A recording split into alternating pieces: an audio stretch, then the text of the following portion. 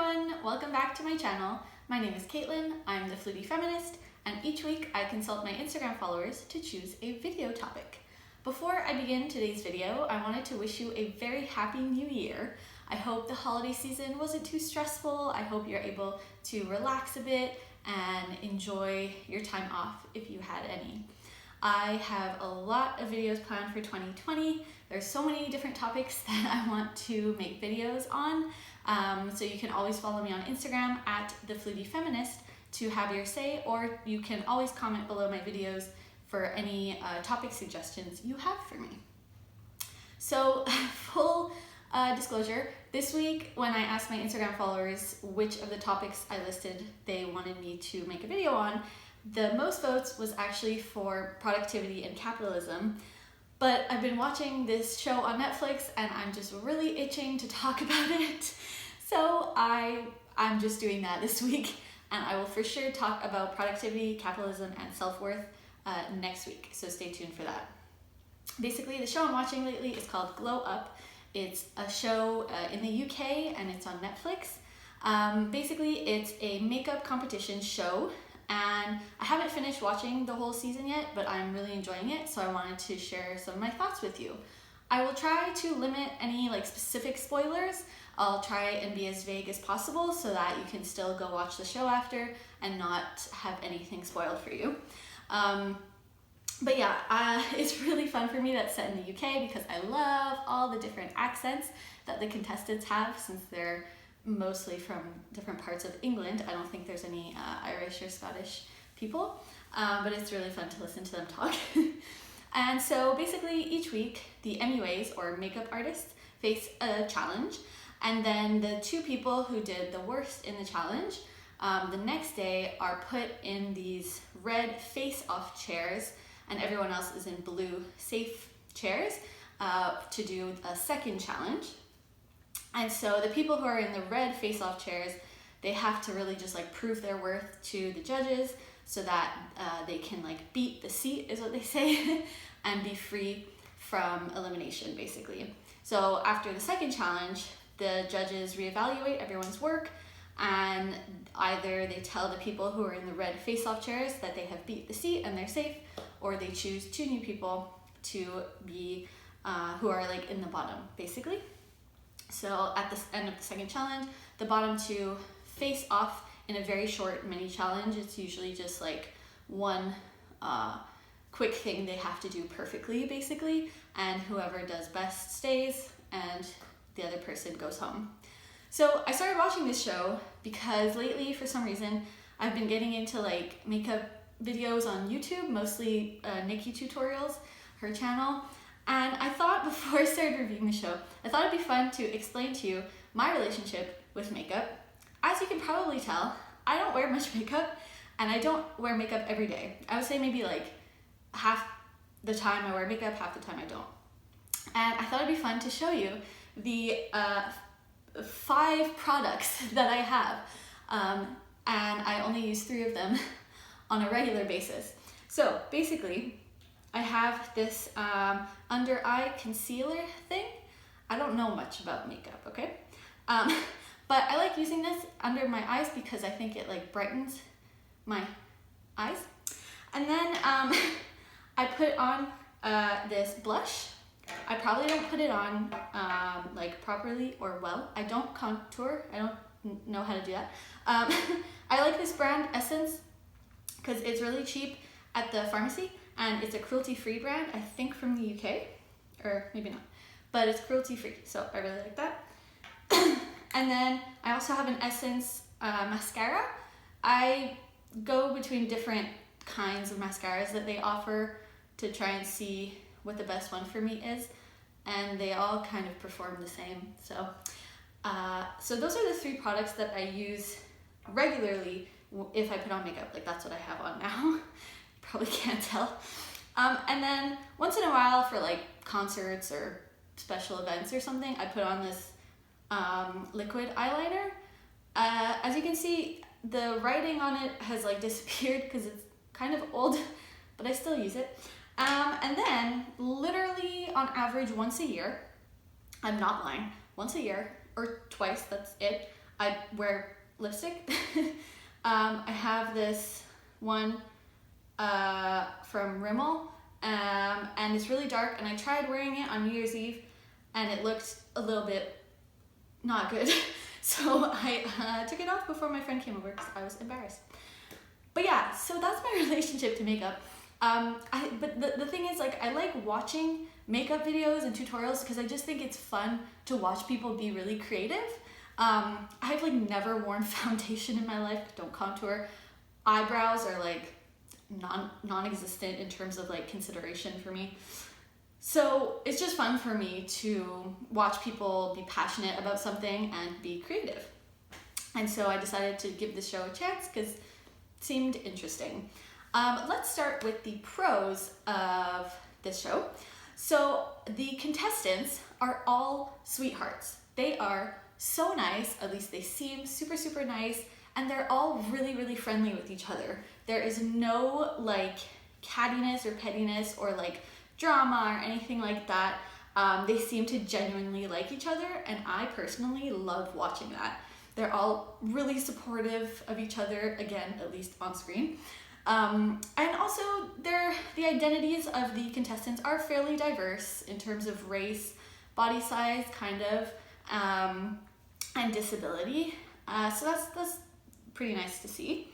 And yeah, the editing as well is not too like involved. It's not, as I said, there's no like drama or wild things happening. It's not, you know, like I don't know. It's just really nice to see it be kind of objective, and it doesn't seem like the people who run the show are trying to like instigate anything wild for like TV purposes. So I really, really like that. Obviously, like they still want to have an angle or like a narrative, but it's very subtle and it doesn't disturb the flow of the competition, which I think is cool. So there are two main judges for the show, Val Garland and Dominic Skinner. I didn't know who they were before watching the show, but they seem like cool people. And then there's also one guest judge each week, depending on the challenge.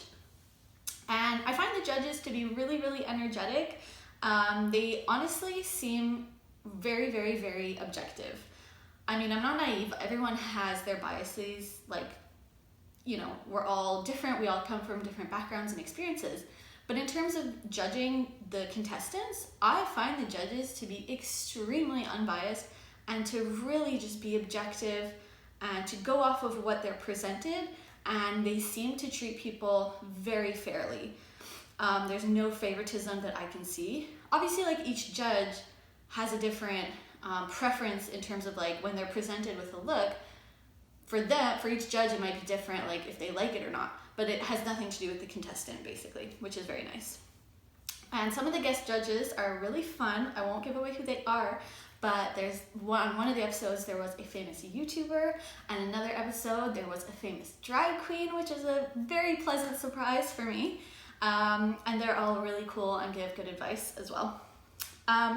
The other thing that I really appreciate is that, kind of going along with the judges being objective, like any one of the contestants can be in the bottom at any time for any reason, like, or not for any reason, but like for example, someone may have done the best in the first challenge of the week, and then in the second challenge the next day, they didn't do so great and they could be in the bottom. So that's something that I like. You can tell, again, I think that this show like isn't rigged or trying to like get a specific person farther along than anyone else. You can never really guess what the judges will say, which I appreciate too. But once they do give their comments, they're very honest with their comments. After that, you know, it's very logical why whoever's in the bottom two is in the bottom two based on the judges' comments. That's not a surprise. So that's a really great aspect of the competition, I find. In terms of the challenges, I think they're really fun and seemingly relevant to the different kinds of professional realms of being a makeup artist. For example, there's been the very first episode, they have to do a makeup challenge for an editorial in a magazine. Other challenges, they would have to do prosthetics for a movie. fashion week, musical theater. So it's very varied in terms of their main challenges. And the thing that is really interesting too is that for some of the challenges, the models or the people that they make up actually then go on stage and either perform or go down a catwalk at Fashion Week. So it's actually like real. It's not just like, they don't just have models come in for the purpose of the show. Sometimes the contestants themselves go to someone's professional realm area and then send them off to go do what they have to do in the real world. So that's really cool to me. And yeah, in general, I find the show very entertaining and engaging. I care about the contestants. I mean, just before this, I was watching an episode and I ended up crying when the person who was at the bottom ended up going home. So it's actually really touching. And I think the contestants are very likable, and I honestly wish them the best. Like, they seem like really sweet people. I also like the music they use in the show. If you've watched it, you'll know what I mean. On the second day of each week for the second challenge, when the MUAs are almost done, like when the time is almost up for the challenge, there's this like high-pitched voice melody. It's like very simple that they play on the show, and it's just like really, really beautiful. I don't know, it's very unique, so I really like that. All right, now onto some cons, or just some things that I find problematic. Basically, the judges. They can be really, really harsh.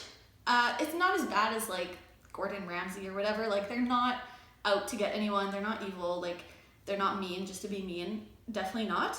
But I find like they still have that mindset of like, the world is cutthroat. Like, you know, it's gonna chew you up and throw you out or whatever. And they kind of like throw that into the contestants' like mindset. Like, there's no excuses, you have to be perfect and this and that. They encourage the contestants to be like creative and bold and surprising and stuff like that. But I feel like they're both really just unforgiving. I find Val can be like really, really happy sometimes. She'll like yell and scream when something really impresses her. So that's really cool, and I'm sure it's like nice for the contestants to hear if they've really impressed her. But like, for example, a couple times during the second challenge, like contestants were feeling really pressured, and like one of them had to walk off set and just like take a breather outside. And the judges are really like harsh about that. They're always like, you know, this can't happen in the real world. There's like time limits. That just can't happen. And it's like, I mean, I get it. Obviously, like, time limits are a real thing. But like, if you're suffering, or like if you're having a panic attack or something, you should be able to like have that addressed, and you should be able to get help. And, you know, screw time limits at that point. Your mental health is important.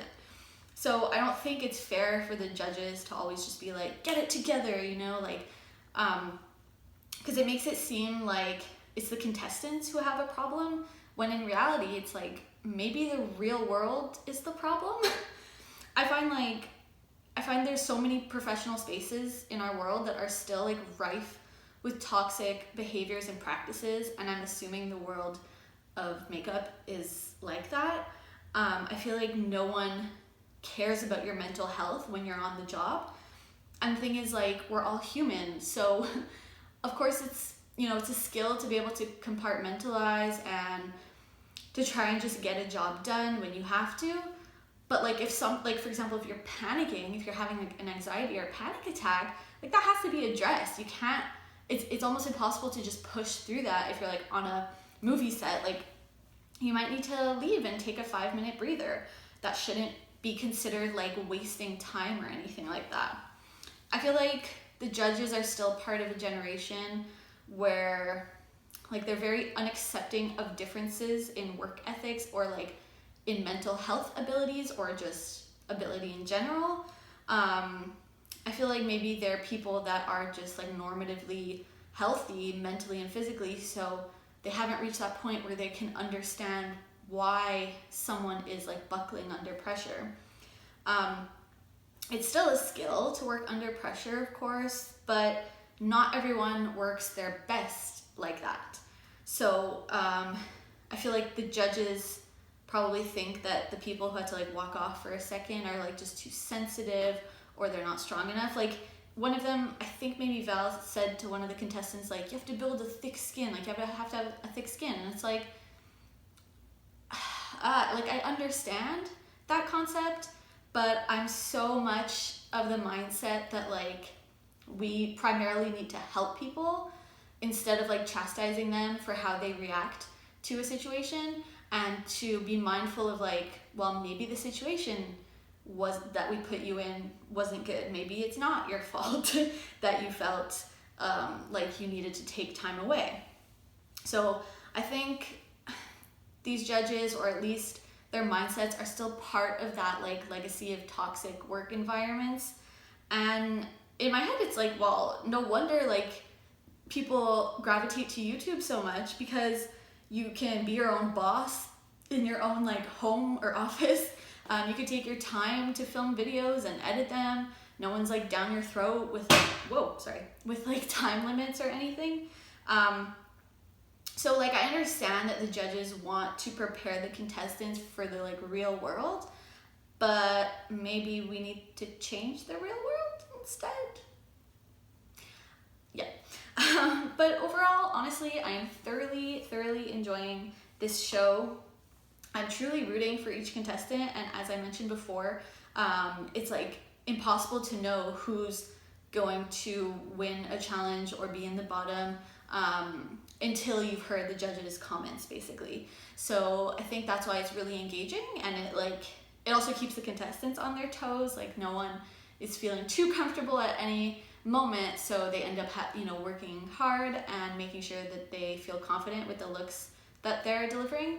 I also appreciate that the models that they work on are also very diverse in age and skin color and gender and everything. So it's not like they're only doing makeup on like thin white women all the time. It's definitely totally diverse. And for example, when they have to do the face-off mini challenge, when they're in the bottom two, they do it on two identical twins who are black, so that there's no one person has like an advantage or disadvantage in terms of, I guess, someone's face. I'm not sure, but it's kind of interesting that they have these two identical twins for them. So that's really fun.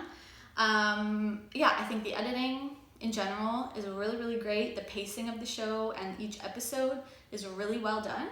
I like the overall concept, the structure. The challenges are really seem very fair and relevant to their field. And I hope the contestants are treated fairly like good on set by everyone. Like I hope it's not like some sort of horror movie that we don't know about, because it seems really great from what I can tell.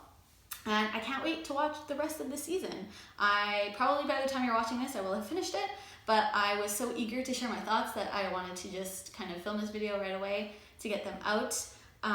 So yeah, thank you so much for watching this video. I really hope you go and check out the show Glow Up on Netflix. I'm just really surprisingly, it has exceeded any expectations I had, basically. Comment below if you are watching or have watched the show. Please let me know what you think, if you agree or disagree with anything I mentioned in the video. And if you go and watch the show after you're watching this video, let me know what you think.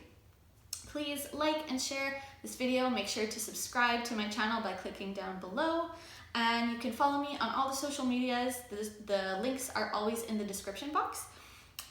You can check out my full channel right up there. My flute performance channel is right over here, and right up there is my latest video. Thank you so much for watching, and have a Flutey Feminist day. Bye!